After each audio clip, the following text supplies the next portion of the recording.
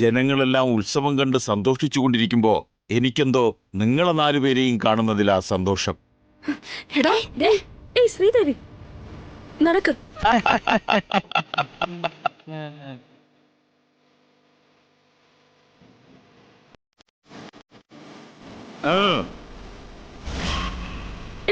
ലജ്ജാവതിയെ നിന്റെ കള്ളക്കടക്കണ്ണിൽ താഴമ്പൂവോ താമരത്താഴം. പോവാൻ നോക്ക്. ഉത്സവമല്ലേ ചക്കരെ, എന്റെ കൂടെ വരികയാണെങ്കിൽ വള വാങ്ങിത്തരാം. എന്റെ ഏട്ടനോട് പറഞ്ഞാൽ എന്റെ പൊന്നേ, ദേവിയെ ചുമക്കുന്ന നിങ്ങളുടെ ഏട്ടനെ പുകഴ്ത്തുന്ന ജനങ്ങൾ നിങ്ങളെ ചുമന്നുകൊണ്ട് പോയാൽ എന്നെയും പുകഴ്ത്തില്ലേ? മിണ്ടാതിരിക്കുന്നു.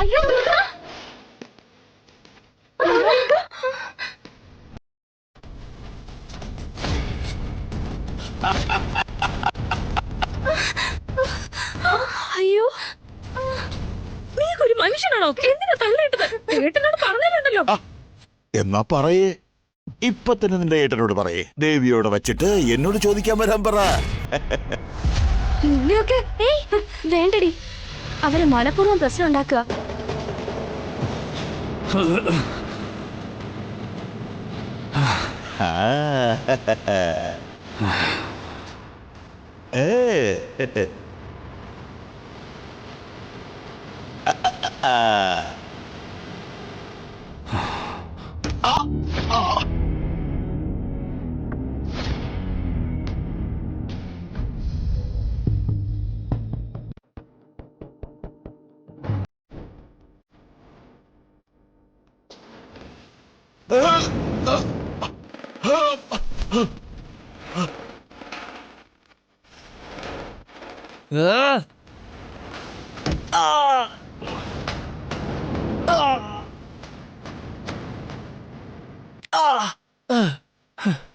നമ്മുടെ ദേവിയെ സ്വാമിയുടെ സന്നിധിയിലേക്ക് ഗൗതം കൊണ്ടുപോയിക്കൊണ്ടിരിക്കുകയാണ്.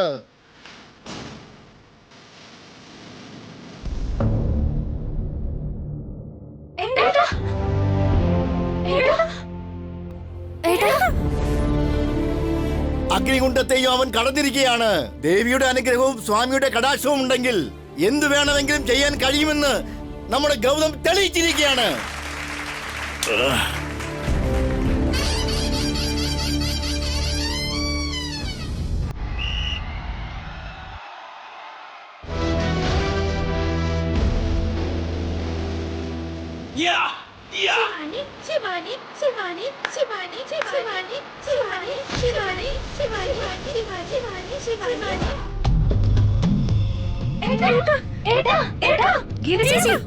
നിങ്ങളുടെ ശിവാനി കബഡി മത്സരത്തിൽ ജയിച്ചിരിക്കുന്നു.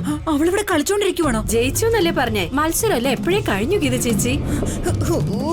ശിവാനി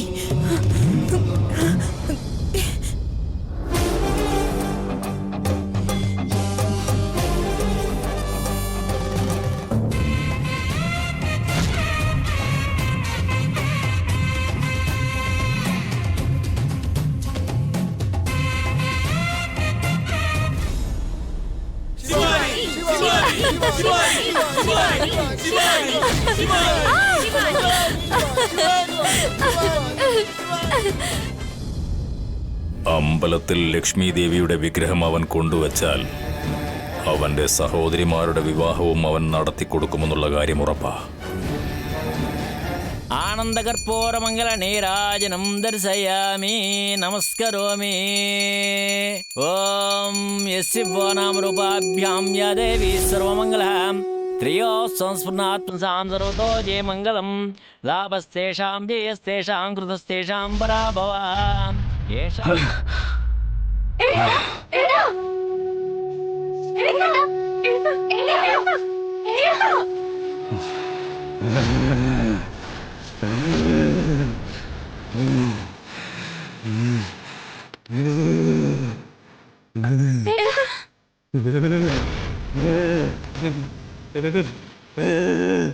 ഗൗതം,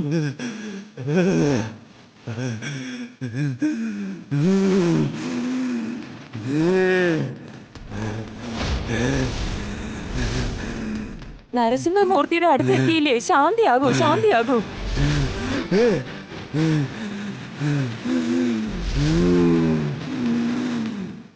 ഗൗതമിന്റെ ദേഹത്തുള്ള ദേവിയെ ശാന്തയാക്കണമെങ്കിൽ ആ ശിവൻ തന്നെ വരണം.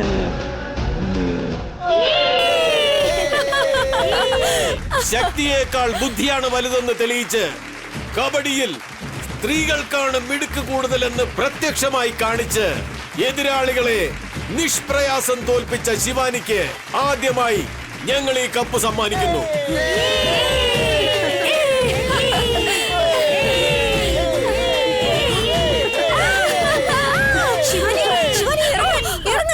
നിന്നെ വല്യച്ഛൻ അറിഞ്ഞാൽ നിന്നെ വെച്ചേക്കില്ല. മത്സരത്തിൽ ഞാൻ ജയിച്ചു വല്യമ്മേ. അദ്ദേഹം അറിഞ്ഞ അതോടെ എല്ലാം കഴിഞ്ഞു. നീ വന്നേ.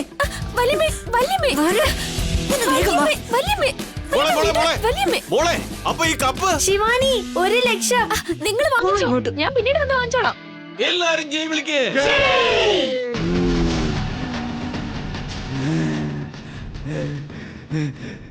തിരുമേനി, എന്തെങ്കിലും പറഞ്ഞ് ദേവിയെ ശാന്തയാക്കാൻ നോക്കൂ.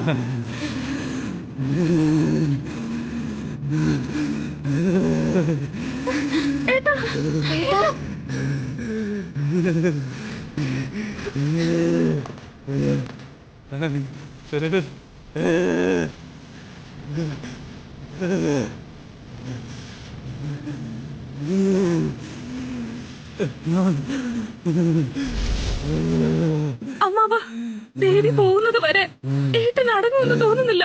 നീയും കാണുന്നില്ലേ മോളെ, ആരതി ഒഴിഞ്ഞു, ഭസ്മവും ലേപനം ചെയ്തു, എന്നിട്ടും ശാന്തയാകുന്നില്ല.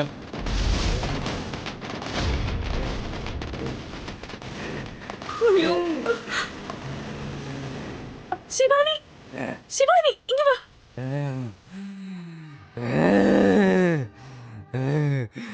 ദേവി അദ്ദേഹത്തിന്റെ ഉള്ളിൽ കയറിയെന്നാ തോന്നുന്നേ. അതെ ശിവാനി, ലക്ഷ്മി ദേവിയെ ഗൗതം എടുത്തോണ്ട് വന്ന് നരസിംഹമൂർത്തിയുടെ അടുത്ത് വെച്ചു. പക്ഷെ ഇപ്പോഴും ദേവിയുടെ കോപം അടങ്ങിയിട്ടില്ല. ദേവിക്ക് നമ്മളിപ്പോ അഭിഷേകം ചെയ്യാനാ പറയുന്നേ. നിങ്ങൾക്കത് മനസ്സിലാകുന്നില്ലേ?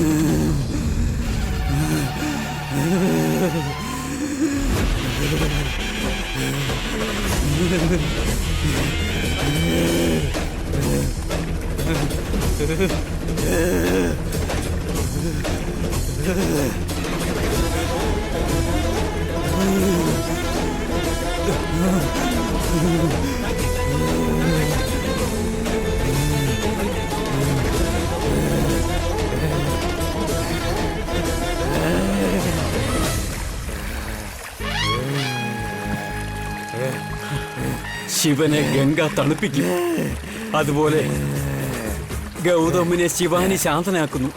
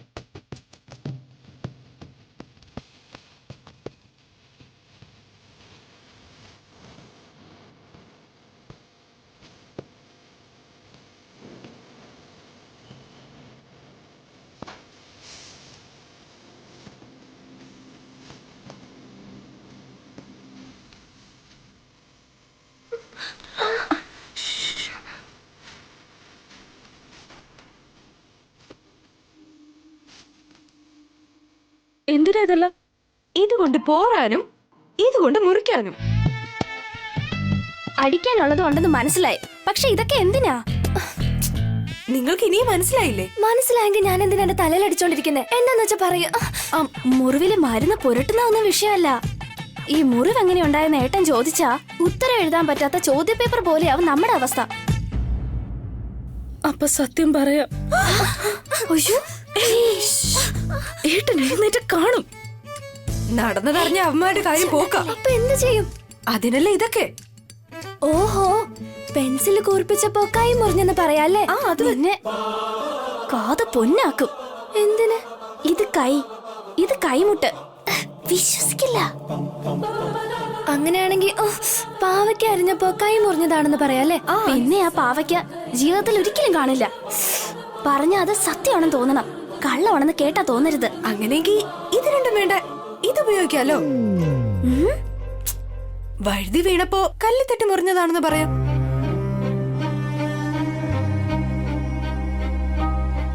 സത്യം മറിക്കുന്നത് വളരെ പാടാ. പക്ഷെ മുറിവ് മറക്കാൻ എളുപ്പോ. ദാ ഇതിട്ടോ.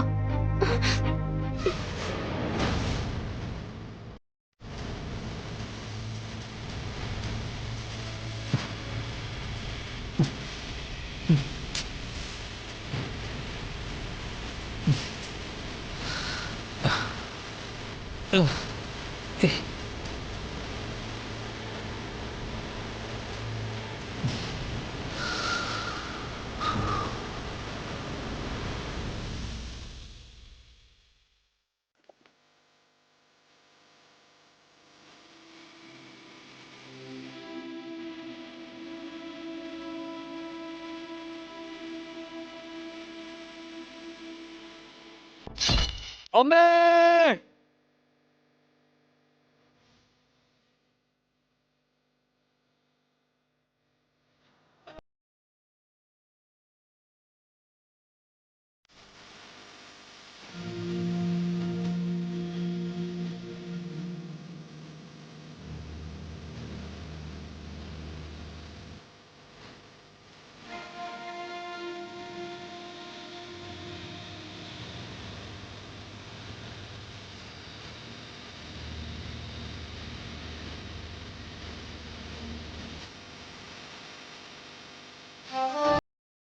നമ്മുടെ കാലില് മണ്ണ് പറ്റാതെ നോക്കി ഏട്ടൻ.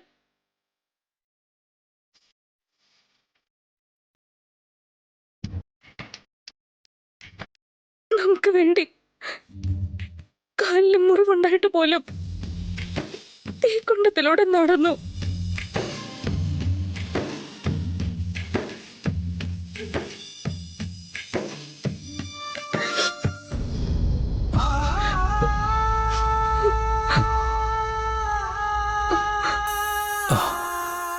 ഏട്ടാ, ഏട്ടൻ വെളിച്ചം തട്ടി ഉണരണ്ടെന്നാ വിചാരിച്ചേ. കണ്ണീര് വീഴ്ത്തി ഉണർത്തിയല്ലോ ചേച്ചി.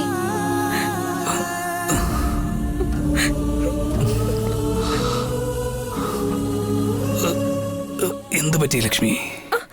ഏട്ടാ,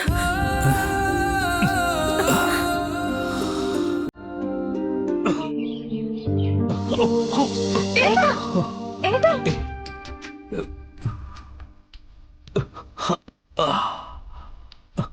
ദേവിയുടെ വിഗ്രഹം ഏട്ടൻ തലയിലെടുത്തപ്പോ ഒരു കുഴപ്പം ഉണ്ടായില്ല.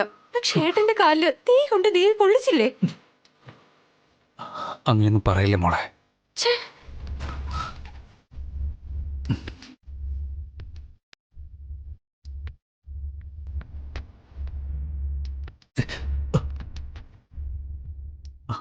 എന്റെ സഹോദരിമാർക്ക് നല്ലൊരു വിവാഹബന്ധത്തിന് വേണ്ടിയാ ഇത്രയും യാതനകൾ സഹിച്ച് ലക്ഷ്മി ദേവി തലയിലെടുത്ത് ഞാൻ ആ അഗ്നികുണ്ഡത്തിലേക്ക് ഇറങ്ങിയത്. ആ ദേവിയെക്കാളും ഞങ്ങൾക്ക് വലുത് ഞങ്ങളുടെ ഏട്ടൻ തന്നെയാ. അതെ ഏട്ടാ.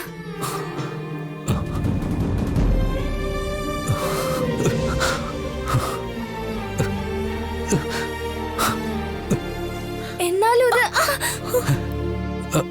ദുർഗ, എന്തു പറ്റി? വേദനിക്കുന്നു. തലവേദനയോ? തലവേദനയോ? നിന്റെ കാര്യം. എന്തിനാ നീ സ്വെറ്റർ ഇട്ടേക്കുന്നത്? തണുക്കുന്നു, അതുകൊണ്ട്. എനിക്ക് ഈ ചൂട് സമയത്ത് നിനക്ക് തണുക്കുന്നു?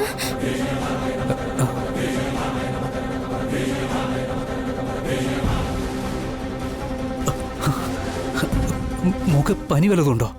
ഏട്ടനാ റൗഡികളെ അടിക്കുമെന്ന് പേടിച്ചിട്ടാ. പറ മോളെ, എന്തു പറ്റി? ഏട്ടാ, അത്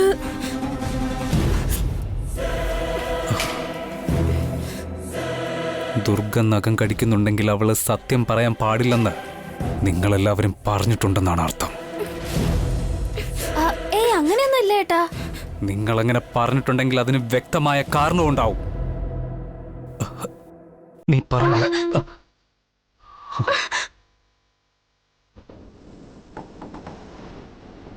ഏട്ടാ,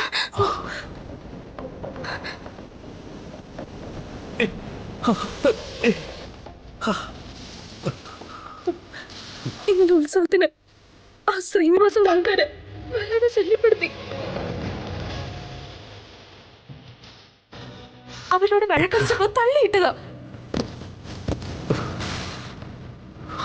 ചെറിയ മുറിവായിട്ടാ, പെട്ടെന്ന് അടങ്ങിക്കോളൂ ഏട്ടാ.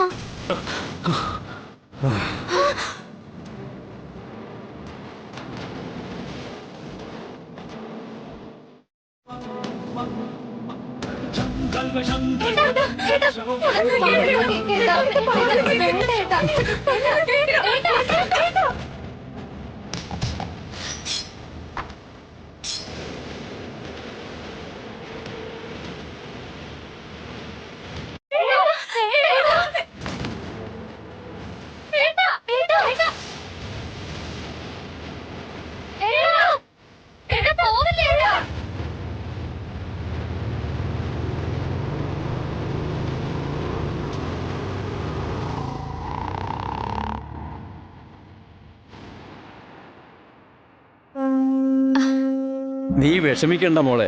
നോട്ടിഫിക്കേഷൻ വരാതെ എവിടെ പോവാനാ? കാരണം ഇലക്ഷൻ വരാൻ പോവല്ലേ. ഇത്തവണ എങ്ങനെയായാലും കിട്ടണം ചെറിയച്ച.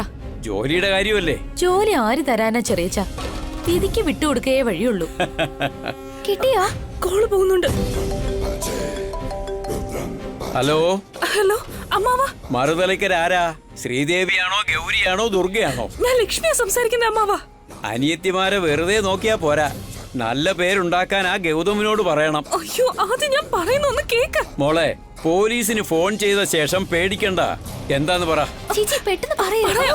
അമ്മാവ, ആ ലോറി ശ്രീനിവാസനെ കൊല്ലാനായിട്ട് ഏട്ടൻ കത്തിയായിട്ട് പോയിട്ടുണ്ട്. അയ്യോ, ഞാൻ ഇപ്പൊ തന്നെ ചെല്ലാം മോളെ. ഹലോ ഹലോ അമ്മാവ. അവരോട് ടെൻഷൻ ആകണ്ടെന്ന് പറഞ്ഞിട്ട് ചെറിയച്ച എന്തിനാ ഇങ്ങനെ ടെൻഷൻ ആകുന്നേ? ആ ഗൗതം ഗുണ്ടകളെ തല്ലാൻ വേണ്ടി പോയിരിക്കുക മോളെ. അയ്യോ, വേഗം വാ ചെറിയച്ച. വാ വാ.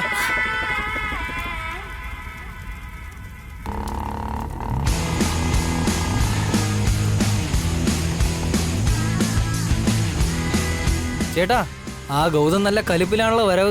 വരട്ടടാ, നീ ഇവിടെ ഈ കിക്കിൽ തന്നെ ഞാൻ അവനെ കൊന്നേക്കാം.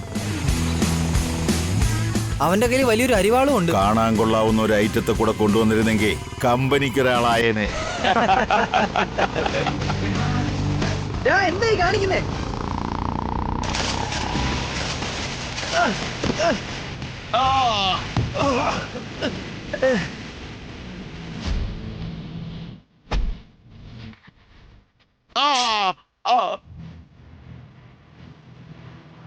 വേഗം പോ മോളെ.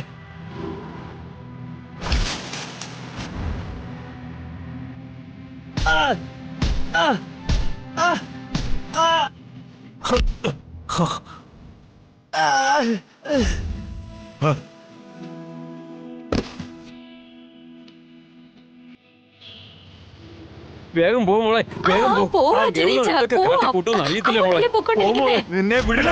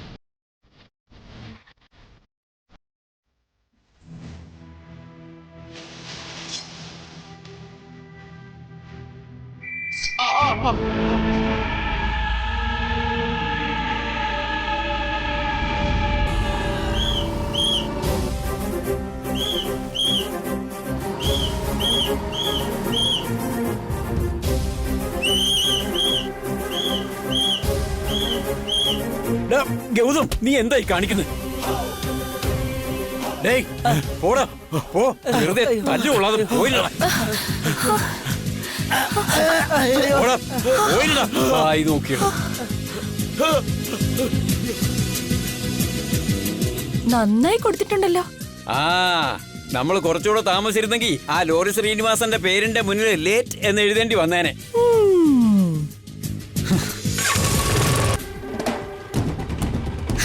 ഇവരുടെ പുന്നാര അനിയത്തിമാരെ കുറച്ചുകൂടെ തണ്ടിടത്തോടെ വളർത്തിയിരുന്നെങ്കിൽ അവര് തന്നെ കളിക്കുമായിരുന്നല്ലോ കബഡി. അവര് സന്തോഷത്തോടെ ജീവിക്കണമെന്നാണ് എന്റെ ആഗ്രഹം. ഇതിനൊന്നും ഒരു കുറവുമില്ല. പെൺകുട്ടികളെ പൂ പോലെ വളർത്തിയാ അതിനെ പറിച്ചുകൊണ്ടുപോകും. അതേസമയം മുള്ളു പോലെ ഇരുന്നാ ആരായാലും തൊടാനൊന്ന് പേടിക്കും. എനിക്ക് അവരുടെ ഭാവി ജീവിതമാണ് പ്രധാനം. നീ അതിലോട്ട് കയറി ഇടപെടണ്ട. ഞാനും അത് തന്നെയാ പറഞ്ഞത്. എവന്റെ കയ്യിൽ നിന്ന് അടി വാങ്ങിയവന്മാരൊക്കെ എങ്ങനെയെങ്കിലും രക്ഷപ്പെട്ടാൽ മതി എന്നും പറഞ്ഞ് ഓടിപ്പോയി. പക്ഷെ നിങ്ങളുടെ വഴക്കിന് പേടിച്ച് ഞാൻ തന്നെ ഓടിപ്പോണം. നീ വണ്ടി എടുക്കടാ, മോള് വയ്ക്കോ, സൂക്ഷിച്ചു പോമോളെ.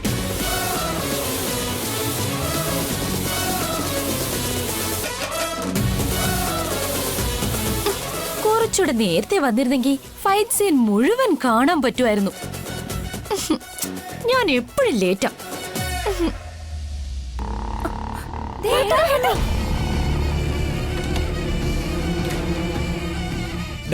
പെങ്ങന്മാരടുത്ത് സ്നേഹം കാണിക്കുന്നതെന്ന് പറഞ്ഞ് നീ കാണിക്കുന്നതൊക്കെ കണ്ട പേടിയാവുക. അവരൊന്നും പറ്റത്തില്ല മോളെ. വെയിലത്ത് ചൂടെടുത്ത് എന്റെ കണ്ണു വല്ലാതായി. പോയി വെള്ളം എടുത്തുണ്ടോ? മോനെ എടുത്തിട്ട് വരാം.